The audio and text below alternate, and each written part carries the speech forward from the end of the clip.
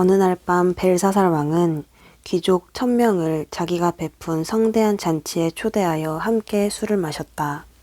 벨사살 왕은 술을 마시다가 선왕 느부갓네살이 예루살렘 성전에서 가져온 금잔, 은잔, 또 값진 그릇들을 내오게 하였다.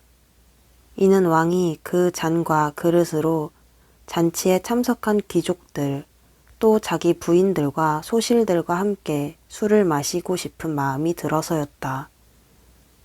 이윽고 금잔과 그릇이 나오자 그들은 모두 그 잔과 그릇으로 함께 술을 마셨다. 그들은 술을 마시면서 금, 은, 쇠, 놋쇠, 또 나무와 돌로 만든 신들을 찬양하였다. 그때였다. 갑자기 사람의 손가락 하나가 나타나 잔치를 벌이고 있던 그 왕궁의 벽면에 글자를 쓰기 시작하는 것이었다. 그 벽면은 등잔에서 비쳐오는 불빛으로 매우 환하였다. 왕은 글자를 쓰는 손가락을 보고 얼굴이 새파랗게 질려버렸다. 너무나 놀란 나머지 두 다리가 부들부들 떨렸다. 왕은 마술사와 점쟁이와 점성가들을 불러오라고 소리질렀다. 그들이 들어오자 왕이 말하였다. 그래, 너희들 중에 저 글자를 읽을 줄 아는 자가 있느냐?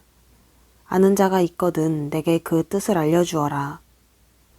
누구든 그 뜻을 알려주는 자에게는 왕족만이 입는 자주색 도포를 입혀주고 또 목에는 영예의 표시로 금목걸이도 걸어주겠다. 또한 이 나라에서 3번째로 높은 자리에 앉혀주겠다. 왕실 현인들도 모두 그 자리에 들어왔으나 누구 하나 그 글자를 알아보고 왕에게 그 뜻을 말하는 자가 없었다. 벨사살 왕이 어쩔 줄 몰라 얼굴빛이 점점 더 노랗게 변하자 잔치에 초대를 받은 귀족들도 안절부절 못하였다. 태후가 왕과 귀족들이 법석 떠는 소리를 듣고는 잔치가 벌어진 연회장으로 들어섰다. 임금님, 만수무강하소서. 그렇게 허둥지둥하지 마소서. 또 그렇게 안색이 변하실 필요도 없을 듯합니다. 임금님께서 다스리시는 이 제국에는 하나님의 거룩한 숨결이 휘감고 있는 사람이 있습니다. 사리분별이 분명할 뿐 아니라 매우 총명하고 슬기로워서 선왕께서도 그 사람을 바벨론 안에 있는 마술사와 점쟁이와 점성가들을 관할하는 우두머리로 삼으셨습니다. 그 사람은 신들만큼이나 슬기로웠고 비상한 재주를 지녔지요. 또한 놀라운 통찰력을 지녔고 매우 슬기로워 꿈을 해몽하는 것이나 수수께끼를 푸는 일, 아주 비밀스런 일까지도 모두 알아내곤 하였지요. 그 사람의 이름은 다니엘이라고 하는데 선왕께서 그에게 벨드사살이란 이름을 주시기도 하셨지요. 그러니 사람을 보내시어 다니엘을 불러들이십시오. 그러면 그 사람이 저 벽에 써있는 글자가 무슨 글자인지 무엇을 뜻하는지 모두 알려드릴 것입니다. 다니엘이 곧 왕 앞에 불려오자 벨사살 왕이 그에게 말하였다. 그대가 내 선왕께서 유다에서 포로로 끌고 온 다니엘인가? 거룩한 하나님의 숨결이 그대를 휘감고 있다는 말은 익히 들어서 잘 알고 있네. 또한 사리분별하는 일에도 뛰어나고 지혜가 많다는 말도 들어서 잘 알고 있지. 내가 지금 현인들과 마술사들을 불러들여 저 벽에 써있는 글자가 무슨 뜻인지 알아보라고 일렀으나 제대로 해석할 줄 아는 이가 하나도 없었네. 내가 듣기로는 그대는 감추어져 있는 비밀스런 뜻을 잘 알아낼 뿐 아니라 신비스런 일까지도 잘 알아낸다지. 자, 그러니 이제 저 벽에 써있는 글자를 읽어보고 무슨 뜻인지 한번 말해보게. 그렇게 하면 내가 그대에게 왕족이나 입는 자주색 도포를 입혀주겠네. 또한 영예를 뜻하는 금목걸이도 목에다 걸어주고 이 제국에서 3번째로 높은 자리에 앉혀주겠네. 그러자 다니엘이 대답하였다. 그러한 상과 선물은 다른 사람에게나 주시거나 임금님께서 간직하거나 하시지요. 나는 그저 임금님을 위해서 벽에 써 있는 글자를 읽고 그 뜻을 설명해 드리겠습니다. 한없이 높으신 하나님께서는 임금님의 선친이신 느부갓네살 임금을 위대한 왕이 되게 하셔서 온갖 존귀와 영광을 받게 하셨지요. 임금님의 선왕께서는 하도 대단하셔서 인종과 쓰는 말이 다른 뭇 백성들이 그분을 두려워하여 벌벌 떨 지경이었습니다. 누구라도 죽이고 싶을 때는 죽이고 살리고 싶을 때는 살리기도 하셨습니다.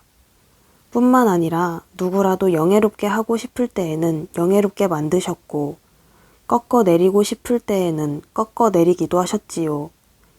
이렇게 그분이 목을 고추 세우고 종횡무진 당신하고 싶은 대로 다 하셨고 또 너무나 잔인하고 거만하며 고집마저 세었기 때문에 왕좌에서 쫓겨날 수밖에 없었지요.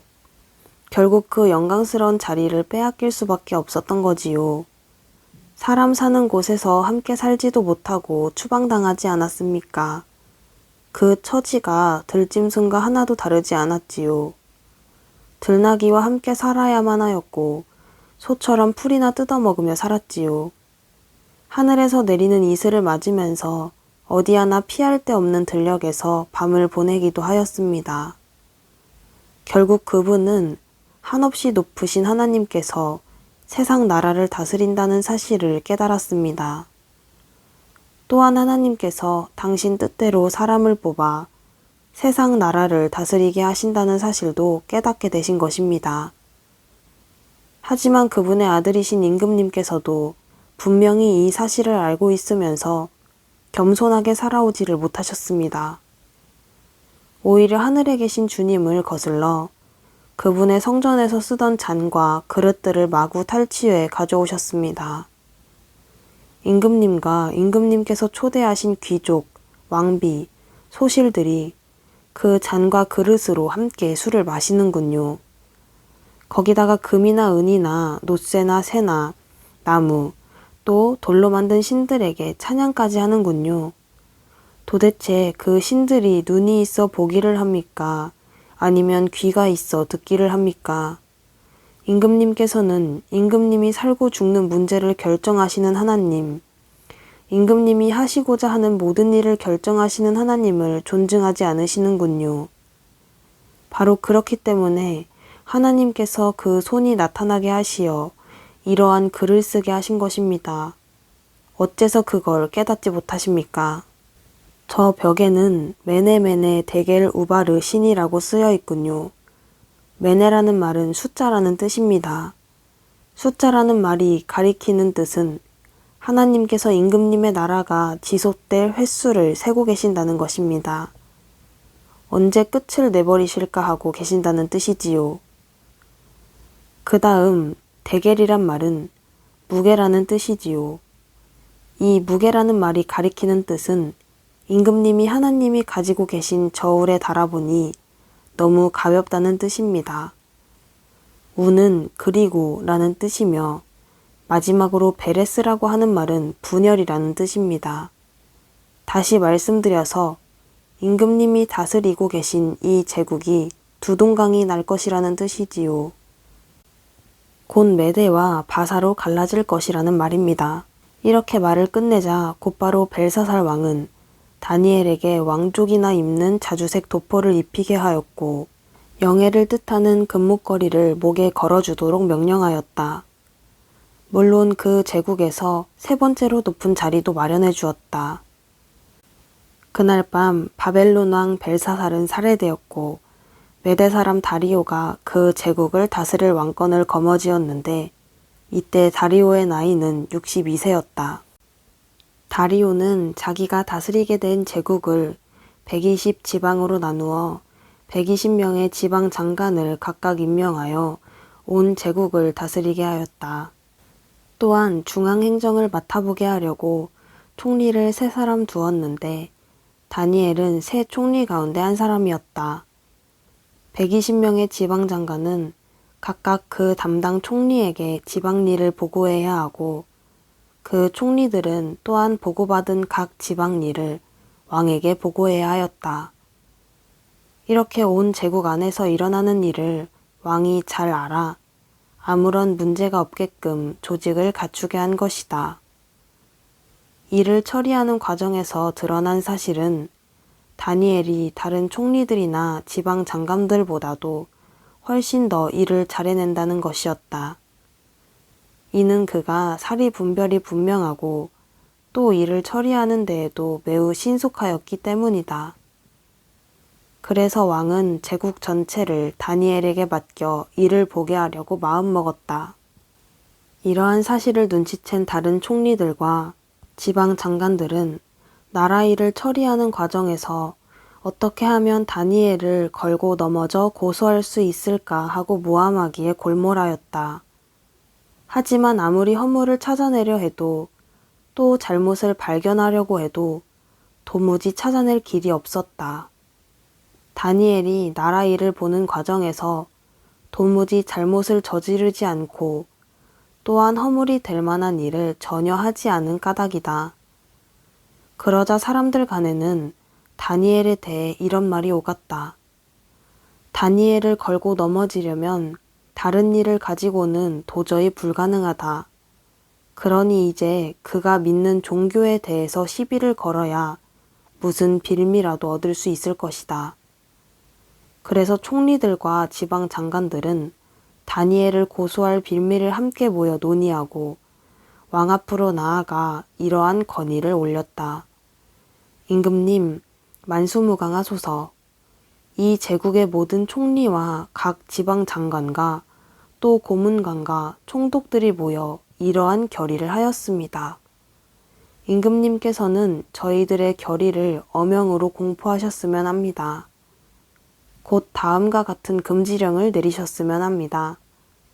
앞으로 30일 동안 임금님 외에는 그 어떤 신이나 그 누구에게도 빌거나 기도하지 못하게 금지령을 내려주십사 하는 것입니다. 만일 이 금지령을 어기는 자가 있으면 가차없이 사자굴에 던져 넣는다는 조항도 아울러 덧붙여 주시기를 바랍니다. 그러니 임금님, 이 금지령을 어명으로 선포하여 주시기를 빕니다. 곧 이 어명을 조서로 꾸며 임금님의 도장을 찍어 우리 제국 메대와 바사 안에서 결코 바뀌지 않는 법령으로 공포하여 주시기를 바랍니다. 그러자 다리오 왕이 이 금지령에 도장을 찍어 어명으로 공포하였다. 다니엘은 그 금지령에 왕의 도장이 찍혀 어명으로 공포되었다는 사실을 알고도 집으로 돌아가서는 2층 방으로 올라가 늘 하던 대로 예루살렘 쪽으로 나 있는 창문 앞에서 무릎을 꿇고 하루에 3번씩 하나님께 기도를 올렸다. 그렇게 매일 감사 기도를 드렸다. 다니엘에게 앙심을 품고 있던 자들은 다니엘이 어떻게 하는가 엿보고 있다가 그가 날마다 3번씩 자기 하나님께 기도하며 무엇인가 간구하는 것을 알아내었다. 그래서 그들은 함께 왕에게 몰려가 그가 금지령을 어겼다고 고소하였다. 임금님, 임금님께서는 이미 금지령을 내리셔서 30일 동안 임금님 외에는 그 누구에게도 그 어떤 신에게도 무엇이든 간구해서는 안 된다고 하셨지요. 그래서 그 금지령에 임금님의 도장을 찍어 어명으로 공포하지 않으셨습니까? 더구나 그 금지령을 어기는 자가 있으면 사자굴에 던져버리는 벌을 내리신다는 조항도 덧붙이지 않았습니까? 왕이 대답하였다. 그렇지, 내가 그 금지령에 도장을 찍었지. 30일 동안은 메대와 바사에서 결코 바뀔 수 없는 법령으로 공포하였지. 그러자 다니엘을 고소하려는 자들이 때가 왔다 싶어 이렇게 일러바쳤다. 임금님, 포로로 끌려온 유다인 가운데 다니엘이란 총리가 있지 않습니까? 그 사람이 임금님의 도장이 찍힌 그 금지령을 아랑곳하지도 않고 하루에 3번씩 매일 자기가 믿고 있는 하나님께 기도를 드리고 있습니다. 이 말을 들은 왕은 아차 싶어 고민하지 않을 수 없었다. 다니엘을 어떻게 구해낼 방도가 없을까 해서 해가 질 무렵까지 이리저리 궁리해 보았지만 별 뾰족한 수가 없었다. 해가 다 지도록 왕이 아무런 명도 내리지 않자 다니엘을 고소하였던 무리들이 다시 왕을 찾아갔다. 임금님, 우리 메대와 바사에서 선포된 법령의 관례를 잘 아시거니와 임금님께서 직접 도장을 찍으시어 어명으로 선포하신 법은 절대로 바뀔 수 없다는 것은 주지의 사실입니다. 하오니 어서 명을 내리소서. 어명을 어긴 자는 처형해야 마땅합니다. 그리하여 왕이 명을 내리자 그 무리들은 기다렸다는 듯이 다니엘을 잡아다가 사자굴에 집어던졌다. 그러자 왕이 다니엘에게 이렇게 말하였다. 그대가 늘 섬기는 하나님께서 그대를 여기서 구해주시기를 바란다. 사람들은 돌을 굴려다가 굴 입구를 막고 왕의 도장과 대신들의 도장을 거기에 찍어서 봉하였다. 아무도 다니엘을 굴에서 구해내지 못하도록 그렇게 한 것이다. 왕은 왕궁으로 돌아가 먹지도 마시지도 않고 그 어떤 음악 연주도 마다한 채 뜬 눈으로 밤을 새웠다. 이튿날 새벽 왕은 일찍 일어나 다니엘을 가둬둔 사자굴로 뛰어가서 큰 소리로 외쳤다. 살아계신 하나님을 섬기는 종 다니엘아, 그래 아무 일 없느냐? 그대가 늘 섬겨오던 하나님께서 그대를 구해주셨느냐? 사자들이 그대를 해치지 못하게 하나님께서 살려주셨느냐? 대답해 보아라. 다니엘이 대답하였다. 임금님 만수무강하소서. 하나님께서 보내주신 천사들이 사자들의 입을 틀어막아 무사합니다. 상한 데 한 곳 없습니다. 내가 아무런 잘못도 저지르지 않았다는 것이 이것으로도 분명하지 않습니까? 임금님, 나는 또 임금님께서 어떤 잘못을 하지 않았습니다. 내가 임금님께 해를 끼친 적이 있었습니까? 이 말을 듣고 왕은 너무나 기뻐 다니엘을 사자굴에서 끌어올리라고 명하였다. 다니엘을 굴에서 끌어올려 보니 정말 어디 하나 상한 곳이 없이 멀쩡하였다. 이것은 다니엘이 하나님을 굳게 믿고 의지하였기 때문이다. 왕은 명을 내려 다니엘을 고소한 자들을 모두 잡아들이라고 하였다. 다니엘을 고소한 자들뿐 아니라 그들의 아내와 자식들까지도 모조리 잡아들여 사자들이 우글거리는 굴 속에 집어 던지도록 하였다. 그들 몸이 사자굴 바닥에 닿기도 전에 사자들이 그들에게 달려들어 뼈까지 씹어 삼켜버렸다. 다리오 왕은 제국 내에 살고 있는 모든 백성들, 곧 인종이 다르고 쓰는 말이 다른 모든 백성들에게 글을 써서 어명을 내렸다. 그대들에게 평안이 있기를 빈다. 나 다리오가 그대들에게 명을 내리노라. 내가 다스리는 제국 안에 살고 있는 모든 백성은 하나도 빠짐없이 다니엘이 섬기는 하나님을 두려워하는 마음으로 섬겨라.